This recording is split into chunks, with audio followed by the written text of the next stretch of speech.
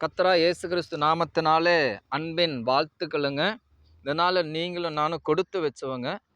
இதுல லூக்கா 17வது அதிகாரத்துல குஷ்டரோகி 10 பேர் இருப்பாங்க. ஒருத்தர் வந்து தான் ஆண்டவரா இயேசு கிறிஸ்து நன்றி சொல்லுவாங்க. பாருங்க, என்ன அந்த வசனம் லூக்கா 17வது அதிகாரத்துல 15 சொல்லுது.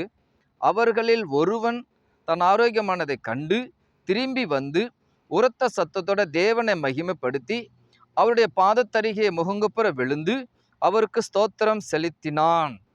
கடவுளுக்கு குஷ்டியானனால அவர் நன்றி சொல்லுறார். அதே போலதான் நானும் பாருங்க, நானும் ஏசப்பா ஸ்தோத்திரம், நானும் உங்களுக்காக நன்றி சொல்ல கடமைப்பட்டிருக்கிறேன் இல்லைங்களா? நான் உங்களுக்கு நன்றி சொல்ல கடமைப்பட்டிருக்கிறேன். உங்களால் நானும் வளர்ந்து கொண்டிருக்கிறேன்.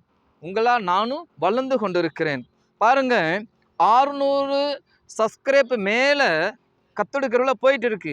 ஷேரு, லைக்கு, கமெண்டு, சப்ஸ்கிரைப் பண்ணின தமிழ்நாடு அளவிலும் மாநில அளவிலும் உலக நாடுகள் அளவிலும் ஷேரை லைக் பண்ணின ஒவ்வொருவருக்காக ஒவ்வொரு குடும்பங்களுக்காகவும் நன்றி நன்றி நன்றி. நம்ம ஜெபிப்போம்.